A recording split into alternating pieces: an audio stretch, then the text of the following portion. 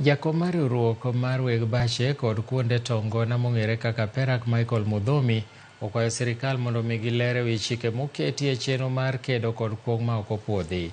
Ka giloso gi jofwamb weche kawuono, Mudhomi nowacho ni chik sirikal mar loro bache mondo omigi tim nonro mar kuonde mitime ohand kuong' ma ok opuodhi osebedo ka kelo negi lal. Jakomno bende okwayo sirikal mondo onyisgi kaka chenro mar bachego eko dhi nyime. Ewi mano, gidwaro ni sirikal mondo oluw chik manogol gi doho mar yawo bachego nikech kauntis moko obila osebedo ka chamo asoya mondo omi giyaw bache kod kuonde yueyo. The alcoholic licensing regime within the industry. Traders within the sector continue to bear the brunt of harassment from the country security agencies who have taken advantage of the confusion to constantly harass our members in the guise that they are implementing a government directive to close all outlets selling various alcoholic products.